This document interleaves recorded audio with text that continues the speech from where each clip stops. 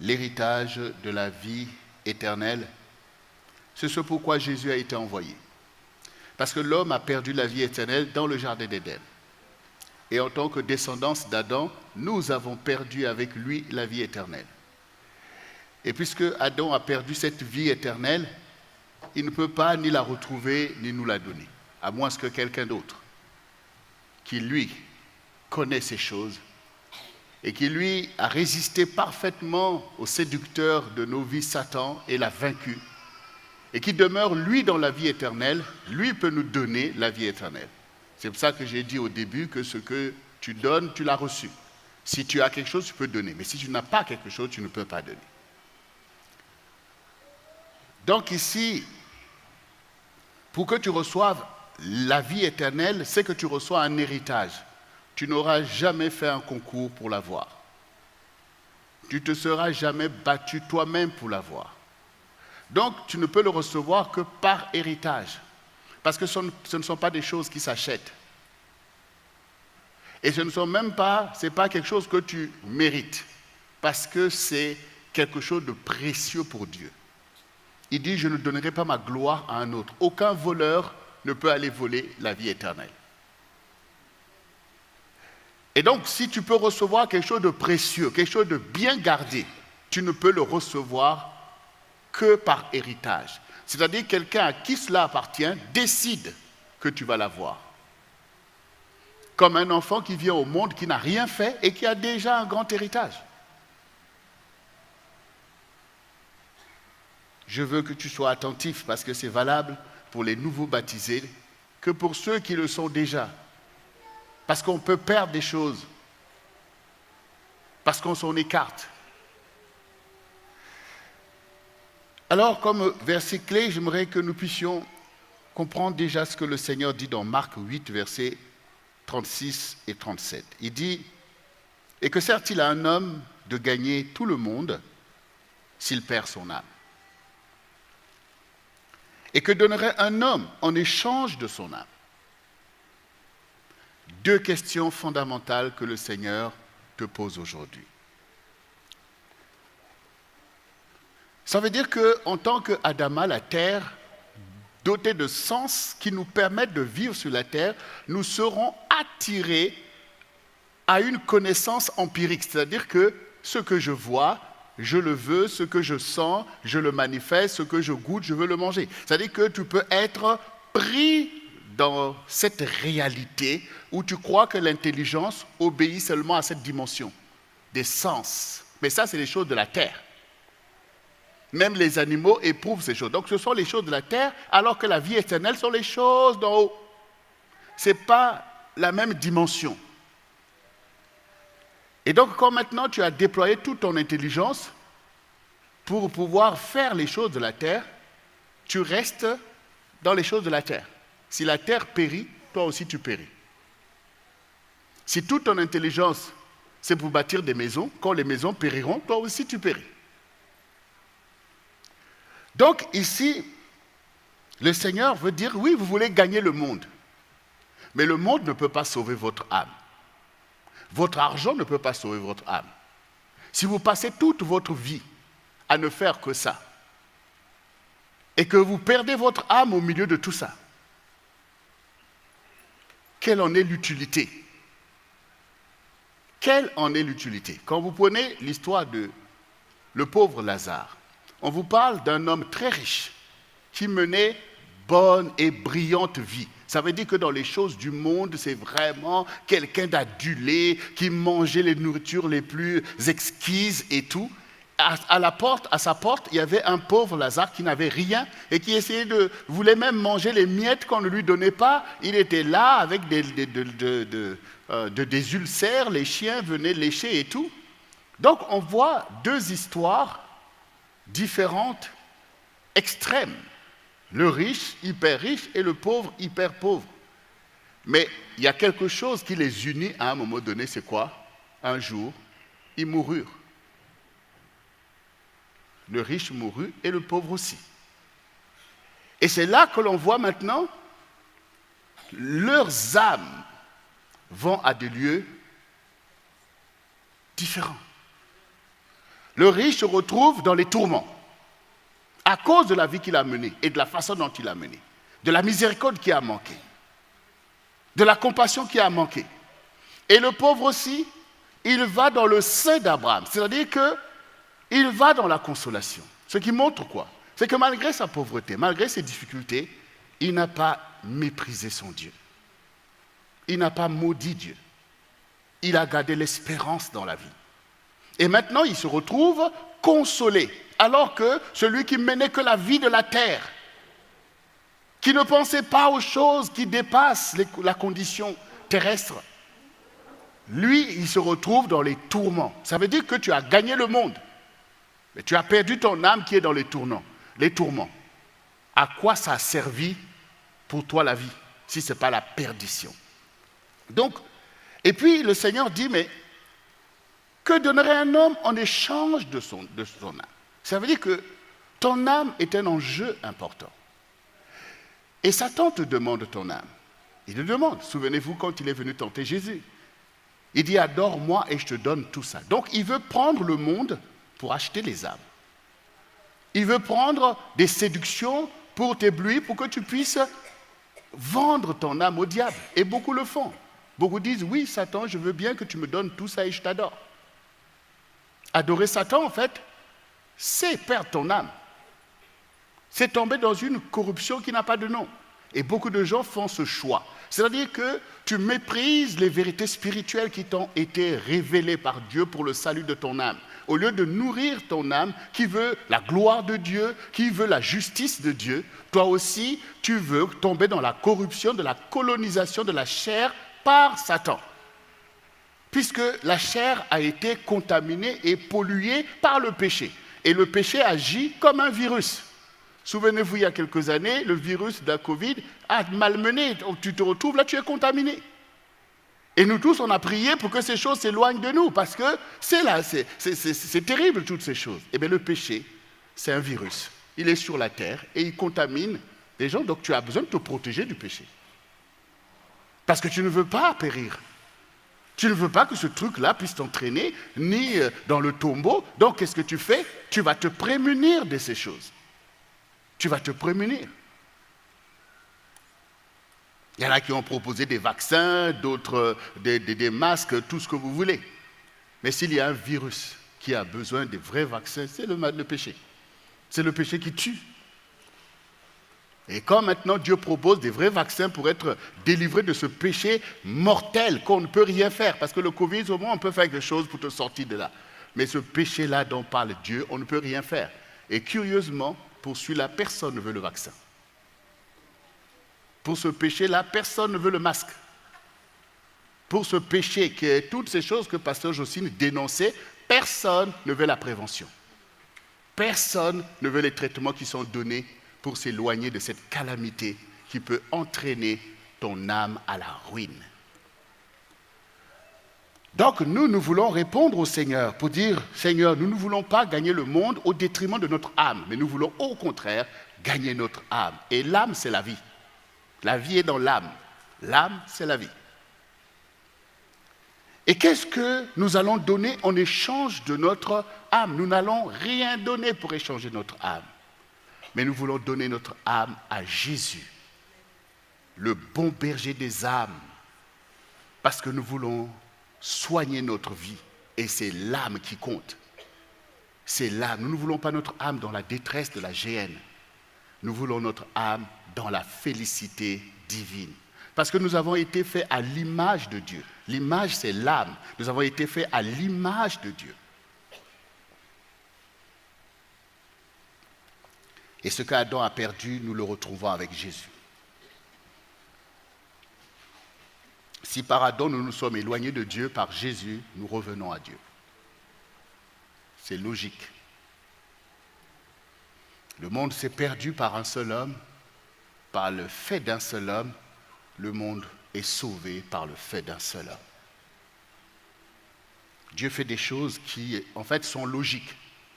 Mais comme nous pensons que Dieu, c'est quelque chose de mystique, nous mystifions les choses de Dieu alors que son enseignement est clair. Et tout à l'heure, quand Pasteur Jocelyne Seigneur, en fait, il faut comprendre que ce que tu veux pour toi, il faut le vouloir pour l'autre. C'est ça l'évangile, en fait. Si je veux telle chose, si c'est bien pour moi, donc c'est bien pour l'autre. Et si quelqu'un doit faire pour que je puisse l'avoir, moi je dois faire pour que l'autre puisse l'avoir. Vous voyez, c'est comme si Dieu il te met un miroir devant toi-même. Si tu ne pardonnes pas, comment tu penses que tu dois être pardonné? Vous voyez, c'est logique en fait. Je ne pardonne pas, ça veut dire que tu méprises le pardon. Après tu dis pardonne-moi. Ça ne tient pas. Ça ne tient pas. C'est pour ça que l'enseignement de l'évangile est simple, mais c'est nos cœurs qui sont tortueux et fermés. Dieu a rendu les choses accessibles à tous en fait. Il n'a pas voulu que sa parole soit académique, même si elle a cette dimension, mais il permet, par son amour, de nous conduire tous vers la perfection, que sa parole soit comprise. Que sa parole soit comprise. C'est les hommes qui ont mystifié ces choses. On se retrouve là, les docteurs se ferment là pour que le peuple, ça ne sait même pas qu'ils lisent la parole parce qu'ils ne comprendront pas. Mais c'est parce que Jésus a fait. Il est venu pour nous donner à tous la nourriture d'en haut. Donc l'évangile, c'est qu'on t'enseigne les choses basiques. Si tu ne veux pas qu'on soit en colère contre toi, toi-même ne sois pas en colère contre les autres. Parce que les choses que tu fais te reviendront. Si tu fais le bien te reviendra. Si tu fais le mal te reviendra. Il y a des lois spirituelles. Les anges et même les démons, ils agissent en fonction des lois et des réalités que nous mettons en mouvement.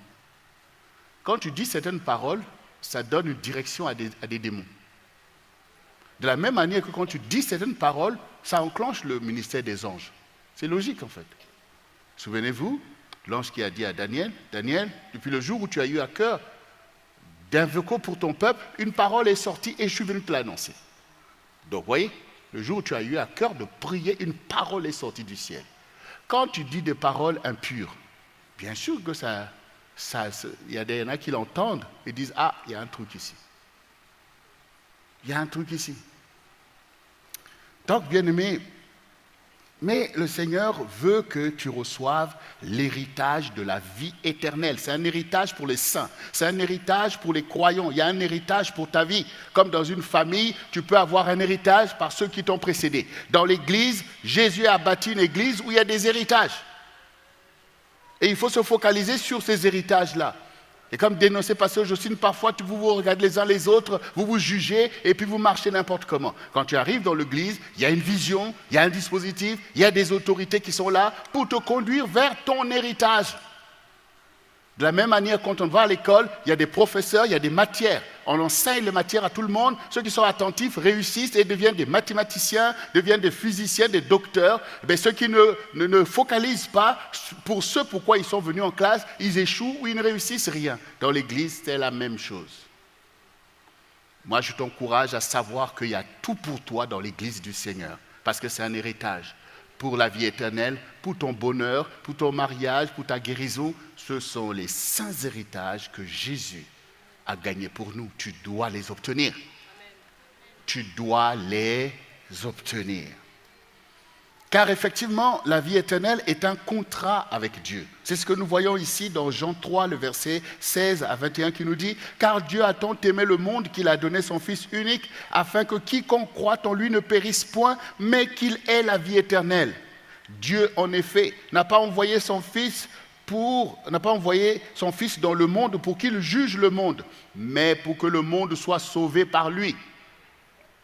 Celui qui croit en lui n'est point jugé, mais celui qui ne croit pas est déjà jugé, parce qu'il n'a pas cru au nom du Fils unique de Dieu. Et ce jugement, c'est que la lumière étant venue dans le monde, les hommes ont préféré les ténèbres à la lumière, parce que leurs œuvres étaient mauvaises. Car quiconque fait le mal est la lumière, et ne vient point à la lumière, de peur que ses œuvres ne soient dévoilées. Mais celui qui agit selon la vérité vient à la lumière, afin que ses œuvres soient manifestées parce qu'elles sont faites en Dieu. Donc c'est un contrat que tu fais avec Dieu. Dieu te dit, tu es pécheur et tu es privé de la gloire de Dieu et ton âme est déjà dans la confusion et dans la corruption. Mais moi je t'aime. Est-ce que tu peux croire en moi? Parce que moi j'ai la solution, j'ai la provision. Ce qui n'est pas possible aux hommes est possible à Dieu, car tout est possible à Dieu. Et si tu crois en moi, j'ai la solution pour régler ton problème afin que tu me reviennes et que tu vives éternellement. Je vais te donner mon Fils unique, qui lui n'a pas péché, et qui lui a vaincu déjà Satan dans le ciel et va le vaincre sur la terre pour toi. Et par son sang, eh bien, tu reviens dans l'héritage de la vie. C'est ce que nous venons d'entendre. Dieu a tant aimé le monde.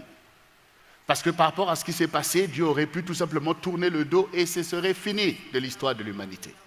Alors il a fait contrat que voilà. Parce que le péché ne peut pas être tout simplement effacé pour dire, bon, on efface comme si de rien n'était. Non, ça doit être expié.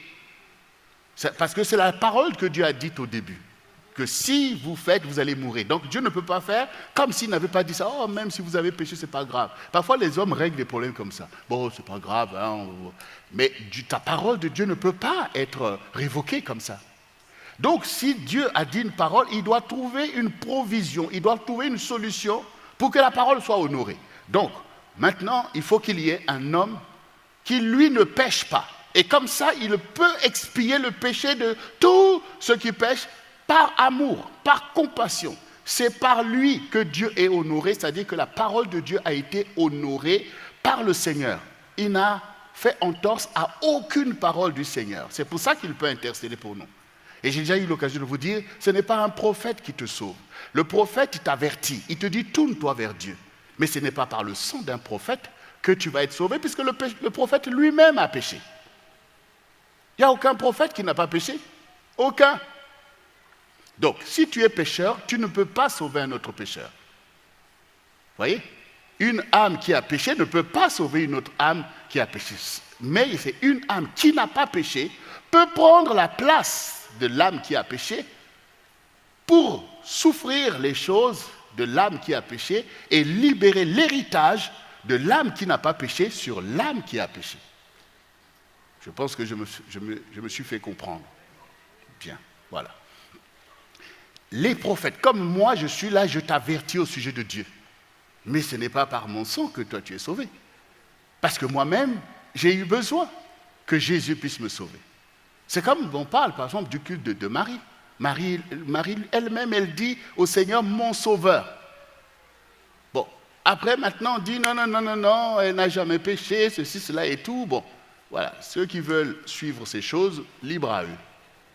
Mais la parole est la vérité. Le Seigneur lui-même dit, nul n'est descendu du ciel sinon que le Fils de l'homme qui est dans le ciel. C'est Jésus. Il faut bien le comprendre, parce qu'on est perdu aussi, non seulement dans les choses du monde qu'on est perdu, mais perdu aussi dans la religiosité. Chacun veut suivre tel saint, tel prophète, tel ceci, mais là, le contrat pour la vie éternelle, peut-être que tu veux ta religiosité, ça te fait du bien ou je ne sais pas quoi, mais pour la vie éternelle, aucun prophète n'a jamais dit que je peux vous emmener dans la vie éternelle. Aucun, même les plus zélés. Voilà. Le seul qui a dit que je te ressusciterai au dernier jour pour la vie éternelle, c'est Jésus. Donc là, je vous parle de l'héritage de la vie éternelle. Je ne suis pas en train de parler de l'héritage de la religiosité. Je ne suis pas en train de parler de n'importe quel concept. Je parle de la vie éternelle, qu'il n'y a que notre Dieu qui peut te le donner. Et il dit le moyen par lequel il te le donne. Je donne mon Fils, qui lui est saint et peut porter vos péchés, lui qui peut vous consacrer pour revenir à Dieu afin que vous viviez éternellement. Le Seigneur Jésus ajoute, nul ne vient au Père que par moi. C'est une grande responsabilité pour les chrétiens que de porter une telle bannière et de le faire savoir à leur génération. Chacun suit son prophète, c'est le choix de chacun. Mais pour la vie éternelle, si tu veux que ton âme vive éternellement, il n'y a pas 1000 solutions. Une seule solution s'appelle Jésus-Christ. Ah, eh bien oui, c'est Jésus. C'est lui et il est bon pour ça. C'est pour ça que Jésus n'a méprisé aucun homme. Il n'a pas dit, écoutez, moi je ne suis que là pour les enfants d'Israël, vous les païens, tout ça. Il dit, non, j'ai d'autres brebis qui ne sont pas de cette bergerie, disait-il aux enfants d'Israël qui étaient avec lui, les apôtres. Celles-là aussi, il faut que j'aille les chercher. Et donc il est venu nous chercher, il a dit, allez et faites de toutes les nations des disciples. C'est pour ça que ce matin, on a continué à faire des disciples. On vient de baptiser nos bien-aimés pour qu'ils soient disciples de Jésus. Et on peut les acclamer. C'est pour ça que l'Église est là. On est là pour que les disciples de Jésus se fassent de génération en génération, dans chaque nation, dans chaque pays, dans chaque royaume et dans les îles, jusqu'à la fin des temps. C'est le travail des saints de Dieu que de faire rentrer dans la bergerie les saints qui sont encore dehors. Jésus a payé. Quand tu crois, tu n'as pas à être condamné par les choses que tu as faites parce que tu reçois l'héritage de la vie éternelle. Et cet héritage, tu dois le recevoir de tout ton cœur et chérir cet héritage. Parce que ce sont des choses que tu n'auras pas méritées, mais que Jésus a méritées pour toi. Dieu a tant aimé le monde qu'il a donné son Fils. Il a donné son Fils à toi pour prendre ta place à la croix. Parce que tes péchés suffisaient à t'envoyer sur ce bois maudit. Mais Jésus a dit, laissez-le, me voici. Prenez-moi à sa place, bien-aimé. Alors, comprends que Jésus, quand nous sommes là dans l'église, des fois quand vous entendez une parole de Dieu, vous vous sentez accusé. Et le diable t'attaque par la culpabilité. Non, on n'est pas en train de te condamner, de t'accuser. La preuve que les gens que Dieu utilise pour te parler, c'était des gens qui étaient des mêmes pécheurs que toi, que Dieu a sanctifiés pour que toi aussi tu sois enseigné. Toi-même, tu te lèveras et tu en parleras à d'autres. Donc ne prenez jamais les choses de Dieu comme une condamnation, mais comme un appel à cette miséricorde, comme une libération. Parce que si on ne t'enseigne pas ces choses dans ton positionnement quotidien, tu vas continuer à marcher dans les aberrations, au lieu de marcher dans la louange de ton Dieu et de libérer la miséricorde aussi autour de toi. Non, ce n'est pas des condamnations, mais on dénonce le péché. Et on dénonce Satan. Et on te challenge pour que toi aussi dises, non, cette vie indigne, je n'en veux plus. Si l'enfant prodigue qui est allé à Las Vegas était mort là-bas, son âme était perdue. Mais quand maintenant il est revenu, la gloire de Dieu a été manifestée. Nous sommes là parce que Jésus dit lui-même que je ne suis pas venu pour juger le monde. Le temps du jugement viendra. Et ceux qui seront jugés, c'est ceux qui auront endurci leur cœur, ceux qui n'ont pas voulu croire, qui ont méprisé la grâce. Mais pour nous aujourd'hui, c'est la libération. Vous voyez, quand vous venez libérer la personne, vous êtes là, même Lazare qui était dans le tombeau, Jésus n'est pas allé rentrer dans le tombeau pour aller prendre des morceaux d'os ou essayer de souffler. Non, il a dit Lazare sort. Il a dit, Lazare, sors. Donc, quand tu entends la voix du Seigneur, même si tu es au milieu de l'esprit de mort, au milieu des péchés, de tout ça, tu entends la voix. Et le Seigneur dit, si tu entends ma voix, n'endurcis pas ton cœur. Ne commence pas à dire, ah, mais c'est difficile, hein, avec tout ça, je ne peux pas briser cette addiction. C'est des réalités. Ne continue pas à tergiverser. Entends la voix du Seigneur qui te parle et dit, oui, me voici. Et sors de ces réalités de l'esprit de mort et reviens à la lumière de la vie. Parce que c'est pour ça que Jésus est venu. Il est venu pour que tu aies la vie éternelle. Et d'ailleurs, moi je disais que la vie éternelle, ce n'est pas demain. Il y en a qui pensent que, bon, ok, je fais tout ça, comme ça, après ma mort, je verrai si j'ai la vie éternelle. Si tu es déjà parti comme ça, c'est déjà mal parti. Non, c'est maintenant que tu rentres dans la vie éternelle. C'est maintenant, parce que celui qui est au Seigneur a le témoignage du Saint-Esprit. Quand tu es en communion avec le Saint-Esprit, tu es déjà dans la vie éternelle. Tu vis les choses de la vie éternelle. Quand tu es capable maintenant de pardonner ceux qui t'ont fait du mal, tu es déjà dans la vie éternelle. Parce que ça, c'est les choses d'en haut. Parce qu'en bas ici, c'est œil pour œil, dent pour dent. Mais oui, des fois, vous ne voyez pas la grâce de Dieu qui agit. Tu vois que maintenant, tu pardonnes facilement et tu négliges. C'est la puissance de Dieu qui fait ça. Tu es déjà dans ta vie éternelle. Et tu dois veiller à ce qu'il en soit ainsi et faire rentrer les autres. Donc, bien-aimés, le Seigneur Jésus est là et beaucoup de gens ferment encore leur cœur à cette grâce de Dieu où Jésus est là pour nous tous. Jésus pardonne, Jésus veut te délivrer. Beaucoup ferment encore parce qu'ils se séduisent. Ah oui, tel prophète, telle personne. Non, Dieu a tant aimé le monde. Il a envoyé les prophètes pour nous avertir. Mais quand le temps de la grâce est venu, Dieu a accompli une œuvre parfaite pour le salut de quiconque croit. C'est pour ça que ta foi est très importante. Et Pasteur Jocelyne et moi-même prenons beaucoup de temps pour enseigner sur la légitimité de ta foi, à te délivrer de toute forme d'oppression et à te donner cet héritage. La foi est importante. Et avec la foi que Dieu nous a donnée, on peut faire des grandes choses. On doit faire des grandes choses. Et Satan attaque ta foi, veut mettre ta foi dans la confusion, alors que c'est exactement ce que Dieu a besoin pour faire des exploits avec toi. Et la foi nous délivre de toutes les pesanteurs au quotidien qui nous accablent. La foi fait de toi un vent, une flamme de feu. Et parfois ton cœur est lourd parce que tu es enseveli sous les réalités, parce que ta foi n'arrive pas à te renouveler. À un moment donné, comme disait Pasteur Jody, on passe, on va de l'avant. On ne reste pas là sur les mêmes choses, à pinailler sur les mêmes choses. Non, on dit les choses et on avance. On dit les choses et on avance. Sinon, on sera là tournés les uns vers les autres et finalement les uns contre les autres. Les plus forts soutiennent les plus faibles, dit le Seigneur. Mais il faut avancer. Alors, bien-aimés, la vie éternelle est un contrat avec Dieu au travers de Jésus. Et ici, donc, regardez ce que le Seigneur Jésus dit lui-même de la vie éternelle. C'est dans Jean 17, du verset 1 au verset 8. Après avoir ainsi parlé, Jésus leva les yeux au ciel et dit, « Père, l'heure est venue, glorifie ton Fils, afin que ton Fils te glorifie, selon que tu lui as donné tout pouvoir sur toute chair, afin qu'il accorde la vie éternelle à tous ceux que tu lui as donnés. Or, la vie éternelle, c'est qu'ils te connaissent, toi, le seul vrai Dieu, et celui que tu as envoyé, Jésus-Christ. Je t'ai glorifié sur la terre, j'ai achevé l'œuvre que tu m'as donné à faire.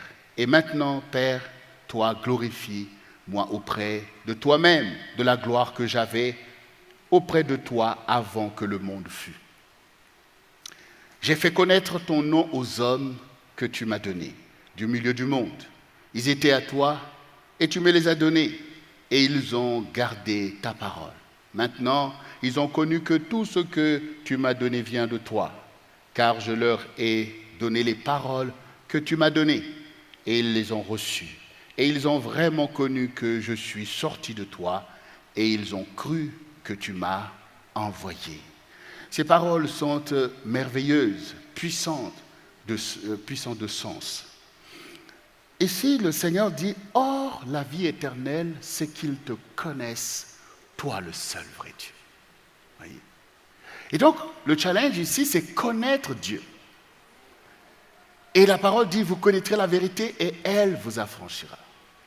Donc, Jésus est venu pour que nous puissions connaître Dieu, de qui découle la vie éternelle. Celui que Adam et Ève ont ignoré au jour de la tentation et que le monde a été plongé dans l'ignorance de son Créateur. Jésus est venu pour que nous le connaissions. Et donc, connaître ici, c'est dans le sens, en fait, de la relation entre un homme et une femme. Parce que je vous dis souvent que la foi, c'est comme l'amour.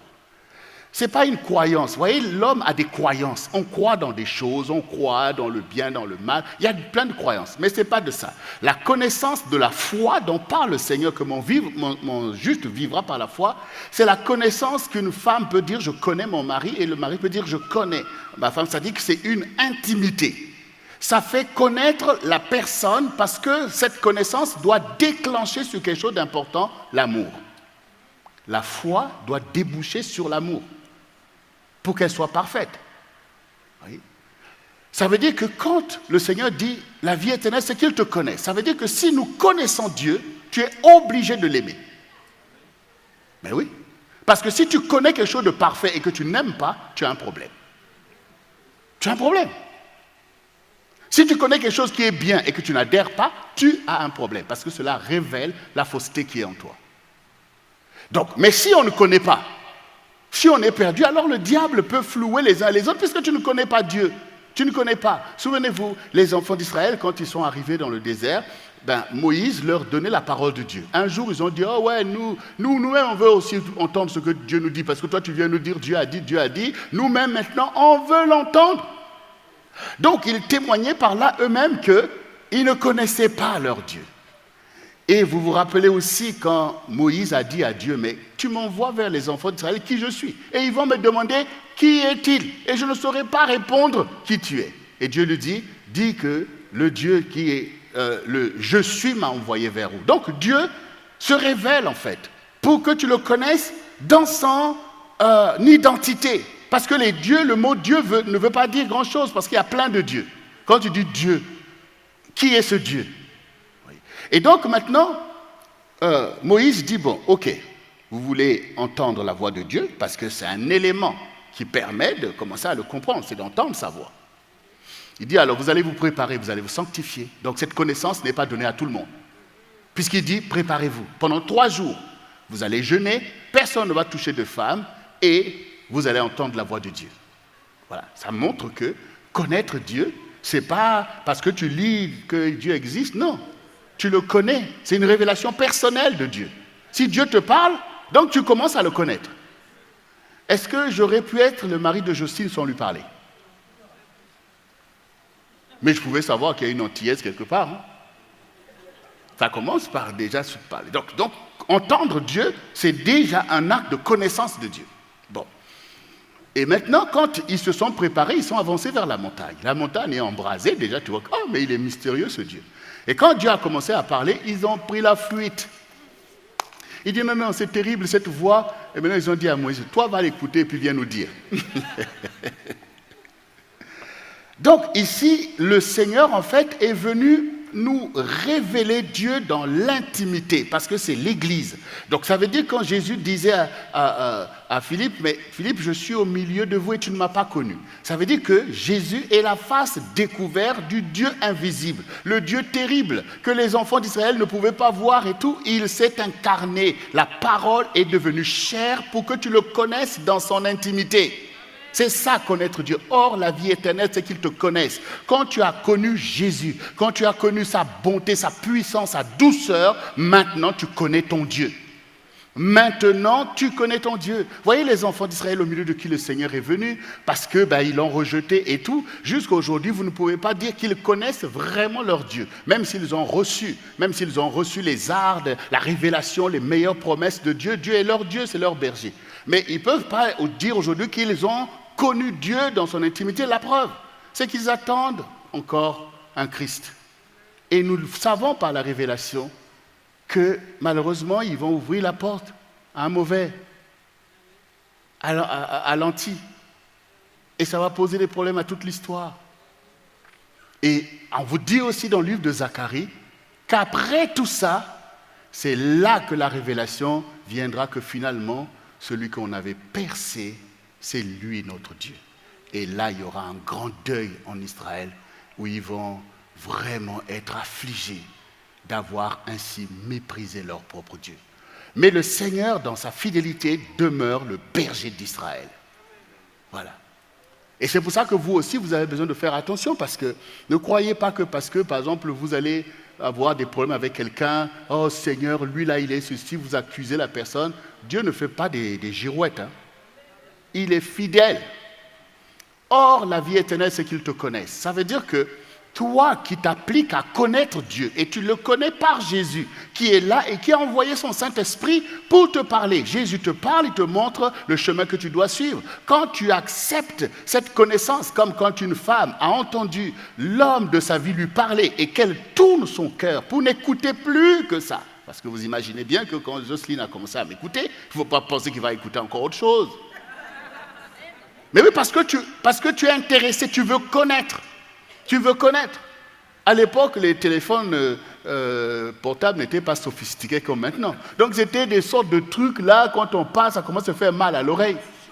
Ça chauffait. Voilà, ça chauffait. Allô, David? Oui, chérie. Bon, tout ça, à un moment donné, bon, à un moment donné, tu sors là, dès que tu as fini, tu dis, aïe, c'était chaud. Mais oui, la personne est intéressée à connaître. Elle veut connaître ce David. Et David veut connaître cette Jocelyne. Et c'est ça qui emmène au contrat dont j'ai parlé.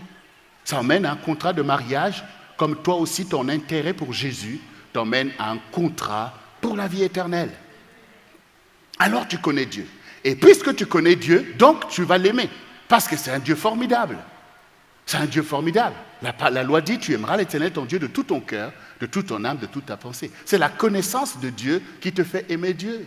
Quand nous sommes là au quotidien, dans les révélations avec le Seigneur, mais tu ne peux que l'aimer en fait. C'est comme le chant qui dit, falling in love with Jesus. Voilà. Mais oui, quand tu le connais, tu ne peux que tomber amoureux de ton Dieu parce qu'il n'y a pas de Dieu comme lui. Nous le chantons nous-mêmes. Il n'y a pas de Dieu comme lui, plein de compassion, de miséricorde pour te relever. Lui qui se dépouille de sa gloire pour venir avec toi. Donc, connaître entraîne l'amour. Et l'amour entraîne la vie. Connaître, aimer et vivre éternellement. C'est le chemin. Alors, vous, bien-aimés, vous qui vous êtes baptisés, c'est qu'aujourd'hui, vous pouvez dire, oui, je connais le Seigneur.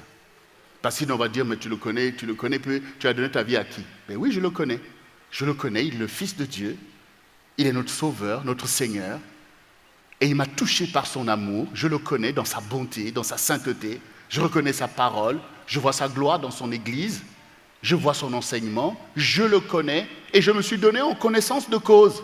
Et donc, du coup, rien ne peut plus fermer ton amour au Seigneur. Toi aussi, tu vas pouvoir le manifester par ta louange, par ce que tu dis, et même par la crainte de Dieu qui doit te caractériser. Connaître ici, aimer veut dire craindre. Je crains le Seigneur, je ne peux pas faire ceci parce que je crains de le décevoir. Je crains d'attrister l'Esprit du Seigneur. Je crains de traîner sur mon chemin. Et donc, les gens vont comprendre, en fait, par ton amour, que tu connais le Seigneur. Satan va vouloir te challenger. Les gens aussi vont vouloir négliger ta foi. Comme si toi aussi tu ne connais pas ton Dieu. Mais parce que tu connais ton Dieu et qu'il est ton ami fidèle, tu vas veiller sur ta foi. Tu vas faire de ta foi un témoignage au milieu de ta génération. Les gens vont voir, ah, lui, il aime Dieu. Hein, et ce témoignage-là est important. Voilà. Des fois, nous voulons témoigner de la vanité, je suis ceci, Non, le témoignage que les gens voient que tu aimes Dieu est important dans ta génération. Il est important au milieu des jeunes. Il est important au milieu des adolescents. Il faut que ces valeurs reviennent au-dessus du hit parade. Parce que le diable travaille à faire qu'on ait honte de Dieu et des choses de Dieu, ce qui est une grande malédiction. Il faut au contraire élever la bannière de la foi en Jésus et de l'amour du Seigneur. Dieu est pour nous. On le chante nous-mêmes. Il est pour toi. Dieu est pour toi. Il est pour toi en fait. Il est pour toi. Et toi aussi, sois pour lui. Et nous voulons que, surtout dans ce temps de réveil spirituel, que les jeunes puissent prendre le flambeau, sortir de l'église morte, pour être l'église vivante qui est caractérisée par la foi dans le Seigneur et l'expression de la vie éternelle. L'expression de la vie éternelle. La vie éternelle doit se répondre parce que le royaume s'est approché. La vie éternelle, c'est la vie du royaume. Et le royaume doit exister. Satan veut attaquer le royaume, mais nous implantons le royaume. Nous installons le royaume. Tout ce qu'on a entendu sur les familles, la miséricorde, c'est pour mettre le royaume. Parce que quand la colère est là, quand le non-pardon est là, quand les impuretés sont là, c'est le royaume du Satan qui s'installe. Et beaucoup en sont victimes infectées. Mais si nous travaillons à mettre cet amour qui est le Seigneur, parce que le Seigneur dit, l'amour c'est Dieu. Donc quand tu acceptes l'amour, tu acceptes le Seigneur. Et c'est comme ça que tu appliques la connaissance de lui que tu as. Le pardon, tout ça c'est le Seigneur, c'est son règne, c'est le Saint-Esprit qui vient. Alors du coup la vie éternelle est là. Et beaucoup de gens peuvent se tourner vers le Seigneur. On peut voir les valeurs de la vie éternelle. Et l'Église va être puissante par le fait que nous marchons dans cette dimension de la connaissance de Dieu pour accomplir ces choses au milieu de notre génération. Alors, bien-aimés, c'est le temps donc de la vie nouvelle pour vous, notamment qui êtes baptisés aujourd'hui. C'est ce que nous voyons dans 2 Corinthiens, le chapitre 5, le verset 17 à 20, nous dit « Si quelqu'un est en Christ, il est une nouvelle créature. Les choses anciennes sont passées et voici toutes choses deviennent nouvelles, sont devenues nouvelles. Et tout cela vient de Dieu, qui nous a réconciliés avec lui par Christ et qui nous a donné le ministère de la réconciliation. Car Dieu était en Christ, réconciliant le monde avec lui-même et n'imputant point aux hommes leurs offenses, et il a mis en nous la parole de la réconciliation. Nous faisons donc les fonctions d'ambassadeurs pour Christ, comme si Dieu exhortait par nous. Nous vous supplions au nom de Christ, soyez réconciliés avec Dieu. Toi qui viens de te baptiser, tu es maintenant en Christ, tu n'es plus en toi-même, tu n'es plus en Adam, tu n'es plus ni dans tes ascendants, mais tu es en Christ, tu es une nouvelle créature. Maintenant, regardez les nouvelles créatures qui sont là. Regardez-les. Voyez des nouvelles créatures.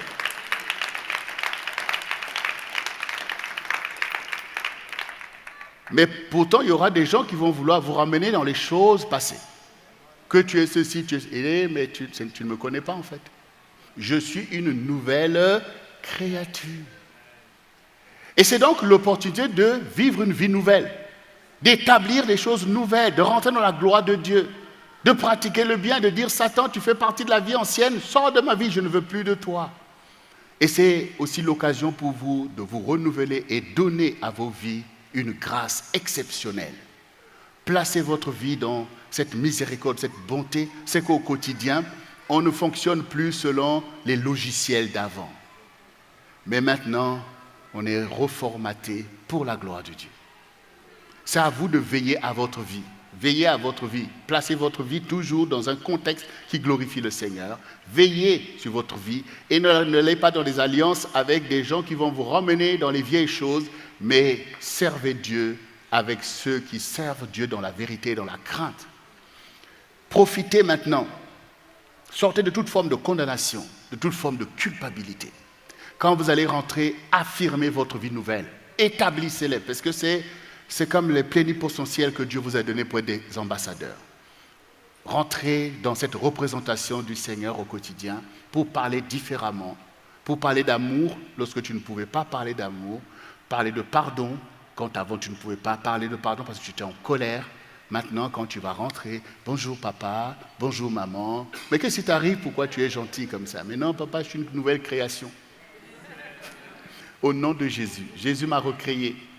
Maintenant, je suis rempli d'amour, de pardon. D'ailleurs, papa, je te pardonne. Là, quand tu m'avais donné une fessée, ce n'était pas justifié, papa, mais je te pardonne. On pardonne. Vous voyez, en plus, ce qui est important pour réussir cette phase, c'est qu'il faut être comme des enfants. Un enfant va pratiquer ce que vous allez lui dire. Mais un adulte est bloqué. Ses logiciels sont périmés. Mais l'enfant veut expérimenter. Donc, il faut le prendre comme ça. Bonjour, bonjour. Alors, toi, qu'est-ce que tu veux dire? Mais je te dis bonjour. Et gardez votre position. Au bout d'un moment, voilà, ça va fonctionner. Et profitez pour dire non, bon, voilà, je t'appelle, bon, écoute, moi, je t'avais quand même fait quelque chose qui n'était pas bon, je suis désolé, vraiment, et tout. Voilà. Mais attends, pourquoi maintenant, c'est maintenant que tu demandes pardon? Ben oui, je suis une nouvelle créature. Je me suis baptisé ce matin, donc je voulais faire la paix avec toi. Il faut le faire. Cet enthousiasme de pratiquer la parole de cette façon, on ne la fait plus et c'est un tort.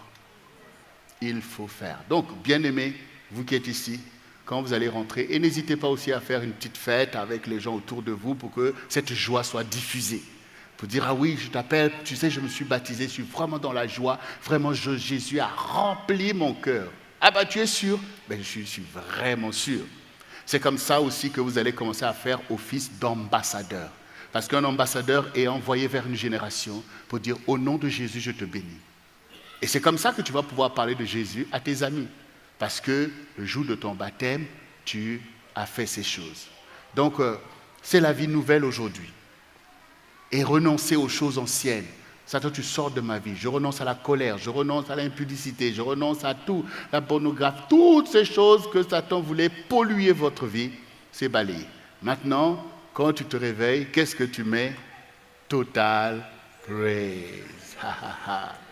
Tu mets total praise parce que c'est l'environnement que tu veux créer de la gloire de Dieu, de la vie éternelle. Tu lis la parole de Dieu. Alors ce que je conseille, quand vous voulez maintenant repartir dans votre alliance avec le Seigneur, reprenez les évangiles. Vous prenez un des 3 évangiles, que ce soit Matthieu, ou Marc, ou Luc. Non, un des 3, ceux qui sont similaires. Après, vous ajoutez avec Jean. Donc, vous lisez d'abord un des 3, donc Matthieu ou Luc ou Marc, pour savoir comment Jésus est né, comment il a grandi et qu'est-ce qu'il a dit. Vous voulez le connaître personnellement. C'est cette lecture que vous allez faire, pas comme vous lisiez avant verset par verset. Non, chaque jour, tu poursuis ton histoire. Ah, là, l'ange a visité Marie. Et puis tu vas dormir. Ah, Seigneur, vraiment, tu avais visité Marie. Et puis après, ah, Jésus est né.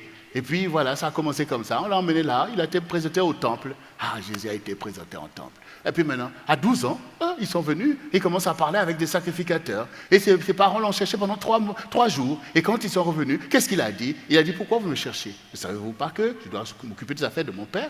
Ah, ça c'est quand même intéressant. Jésus a 12 ans, s'occuper des choses de Dieu. Donc, et vous allez commencer à suivre son parcours jusqu'à la crucifixion. Et quand vous arrivez sur la crucifixion, maintenant, quelle est la suite? C'est-à-dire, les apôtres sont positionnés comment? Et comment le Saint-Esprit est descendu. Et puis, qu'est-ce qu'il dit à l'Église? Les lettres écrites aux églises. Et puis après, vous repartez à la Genèse pour voir comment tout ça, ça a commencé pour votre Seigneur. Au sortir de ça, avec votre vie de prière, vous saurez parler à Dieu. Parce que vous le connaissez, vous l'avez suivi à la trace. Et vous aurez la révélation personnelle de Jésus. Et avec l'Esprit, vous aurez des visitations, des songes. Et là, votre foi sera affermie sur le socle de la vérité en Jésus-Christ. Amen. Oh, acclame le Seigneur. Gloire au Seigneur. Et donc, bien aimés, nous aussi, ça nous rappelle toujours que nous-mêmes, nous sommes baptisés. Donc, on revient toujours aussi sur notre propre renouvellement. Il n'est jamais trop tard parce que celui qui se confie en Dieu se renouvelle toujours. Nous reprenons le challenge qu'on s'était engagé pour aller dans le perfectionnement avec Jésus. Donc des moments comme ça sont là aussi pour challenger l'Église sur sa vocation et permettre que beaucoup d'autres, par notre témoignage, puissent se tourner vers Jésus qui est disponible pour les sauver. Que le nom du Seigneur soit béni. Est-ce qu'on peut acclamer le Seigneur pour la vie éternelle? Nous avons la vie éternelle. Tu as la vie éternelle. Tu as la vie, c'est notre héritage. On ne veut pas l'abandonner. Mais nous voulons que d'autres la reçoivent aussi parce qu'elle n'est pas limitée. Cet héritage n'est pas limité. Nous sommes l'Église pour cela. Mettons-nous debout devant le Seigneur. Gloire au Seigneur. Bien-aimé, toi qui m'as suivi, toi qui suis aussi ce message, sache que cet héritage est pour toi. Le contrat, c'est Jésus. Il n'y a pas un autre nom qui ait été donné aux hommes par lequel ils soient sauvés que le nom de Jésus. Or, Jésus est bon et miséricordieux. Il ne te rejette pas, il ne te condamne pas, il ne te demande pas des choses compliquées. Mais il te demande de lui faire confiance pour qu'il te conduise dans la voie de la vie éternelle, pour que tu puisses vaincre les manigances de Satan et que tu vives éternellement, car ton âme est précieuse et il vaut mieux vivre que de périr. Alors, bien-aimé, répète après moi ces quelques paroles sur lesquelles je vais invoquer le Seigneur. Seigneur Jésus, j'ai entendu ta parole et ta parole m'a touché comme elle m'a convaincu qu'en aucun autre se trouve la vie éternelle. C'est par toi, Seigneur, qui as payé pour tous mes péchés, pour toutes mes iniquités. Et tu m'as délivré par ta mort à la croix. Je ne dois plus rien à Satan. Et je ne dois plus rien au monde. Mais je dois tout au Seigneur et à la vie éternelle. Je reçois cette vie éternelle en Jésus-Christ. Et je suis une nouvelle création. Je ne suis plus dans la dimension d'Adam et Ève. Je suis dans la dimension de Jésus-Christ, le Fils de l'homme qui est dans le ciel. Seigneur, remplis-moi du Saint-Esprit afin qu'au quotidien, je puisse marcher dans ma vie nouvelle. Que je sois réconcilié avec Dieu. Que je sois dans la paix avec Dieu et avec mon prochain, avec toute personne qui m'entoure, parce que je pardonne à ceux qui m'ont offensé. Et mon cœur est purifié parce que tu as lavé mon cœur pour avoir la vérité, la paix et la joie. Et je renonce à tout ce qui m'oppressait avant, à tout héritage maléfique qui est venu dans ma vie par les liens de sang et les liens de désobéissance. Je renonce à cela et je reçois l'héritage de la vie que Jésus-Christ de Nazareth a libéré pour moi à la croix de Golgotha. Par ses meurtrissures, je suis guéri. Par son sacrifice, je suis libéré pour Dieu. À partir de maintenant, j'ai la vie éternelle. Je vis éternellement. Mon âme est dans la gloire de Dieu. Et la vie en abondance vient dans ma vie. Seigneur, je reçois tout. La vie éternelle et la vie en abondance. Parce que tu es Jéhovah Jireh, qui pourvoit pour moi. Tu es Jéhovah Rapha, qui me guérit de toute maladie. Je reçois tout, Seigneur, parce que tu t'es donné totalement. Et moi aussi, je me donne totalement. Donne-moi l'intelligence de veiller sur ma vie et de témoigner pour que d'autres aussi puissent se tourner vers toi. Je te dis merci, Seigneur, pour ce que tu as fait pour moi, car désormais, je suis libre, je suis béni et je suis glorifié par mon Dieu.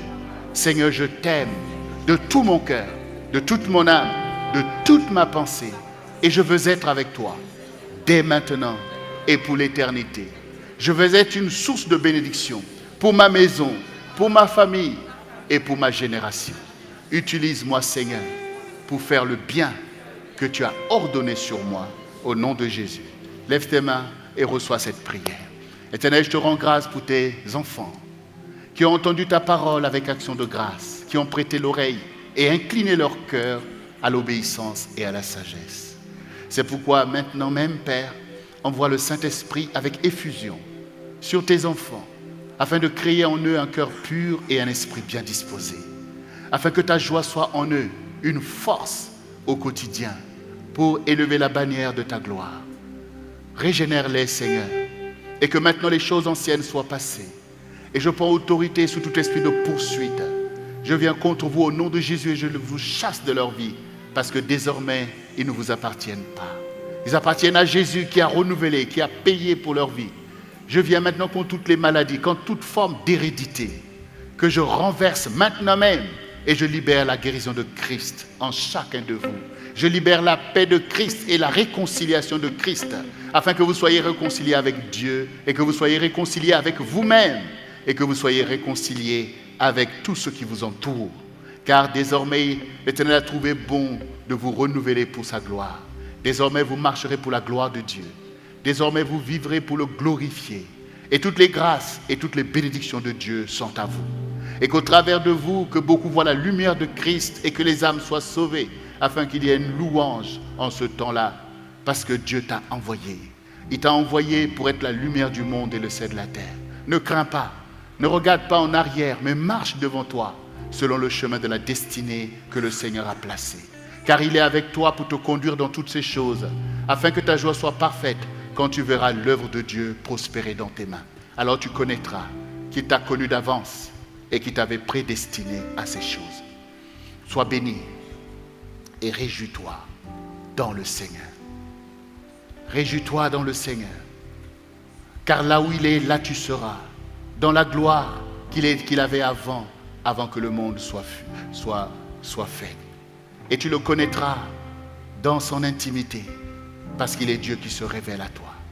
Alors réjouis-toi, parce que tu as Jésus, qui est le sauveur du monde et le rédempteur de l'humanité. Au travers de ton témoignage, beaucoup seront sauvés. Ta maison sera relevée et l'Éternel te donnera la victoire. Si tu crois, tu verras la gloire de Dieu. Et tout est possible à celui qui croit. Or, tu crois. Or, maintenant, tu connais le Seigneur. La vie éternelle, c'est que tu le connaisses, lui, le seul vrai Dieu. Béni soit le Seigneur notre Dieu, au nom de Jésus-Christ. Et nous disons tous ensemble, Amen. On peut acclamer encore notre Dieu, gloire au Seigneur.